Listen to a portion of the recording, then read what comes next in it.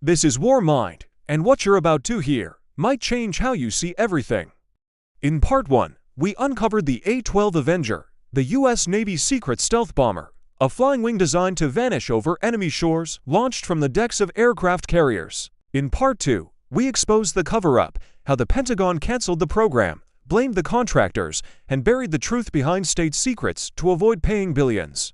Now, in Part 3, we reveal the real reason the A-12 failed, not cost. Not politics, physics, because the Navy didn't just bet on a new plane. They bet on a dream that defied engineering, ignored reality, and was doomed from the start. Subscribe to War Mind and never look at war the same way again.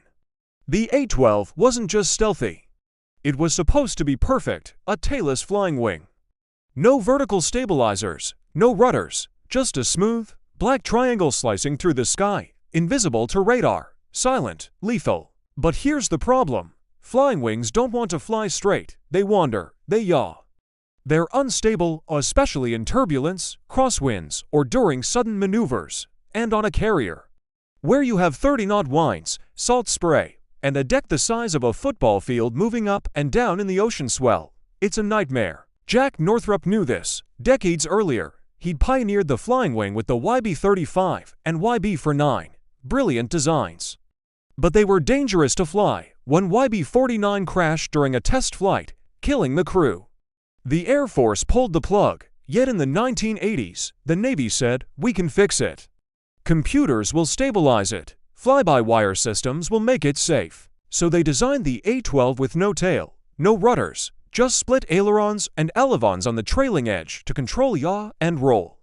No problem, right? Wrong. Engineers soon realized the control surfaces were too small.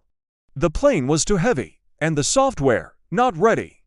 The A-12 was underpowered, not just in thrust, but in control, and then came the weight crisis. The plane was ballooning past limits. Why? Because stealth doesn't come free. Radar-absorbing materials are heavy. The composite skin was fragile, the internal weapons bays took up space. The avionics suite was massive.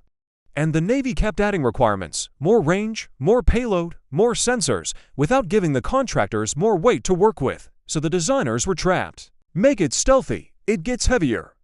Make it lighter, it loses range. Add more fuel. It can't take off from a carrier. It was a no-win equation, and the carrier landing? That was the final insult.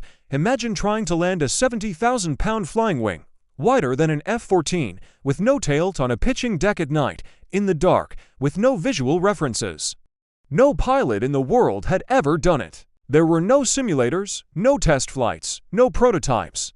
Just a contract, and a prayer. Even the contractors knew it was a long shot. One McDonnell Douglas engineer said, "We called it the A-12 surprise.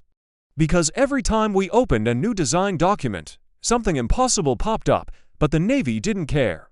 Because the A-12 wasn't just a bomber, it was a statement, a message to the Air Force, we have stealth too."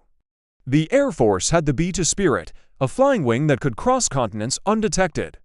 The Navy didn't want to be left out of the stealth revolution. So they pushed forward, not because the A-12 was practical, but because it was symbolic. And when reality hit, they killed it. But here's the darkest twist. After the cancellation, the Navy turned around and bought the FEA-180AF Super Hornet, an upgraded version of the very plane they'd spent years dismissing. The same plane McDonnell Douglas had been trying to sell them for a decade. The same plane that was already proven, carrier certified, and ready to fly. But no, they wanted a flying wing. They wanted to be first. And when it failed, they punished the builders. Today, the ghost of the A-12 still haunts military procurement.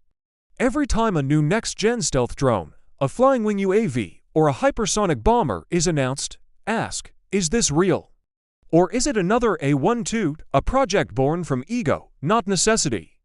A contract built on fantasy, not physics. Because in the end, the A-12 wasn't killed by cost overruns. It was killed by hubris, the belief that technology can conquer anything, even the laws of nature. And the contractors, they never got paid. The government still holds millions in disputed funds, and the truth, buried in classified files, redacted memos. and the silence of men who were told to forget. So the next time you see a sleek, tailless drone on a Pentagon promo video, remember the A-12, the bomber that never flew, the scandal that never ended, and the lesson the military still refuses to learn. This is part 3 of our series on the A-12 Avenger, the stealth bomber that never was.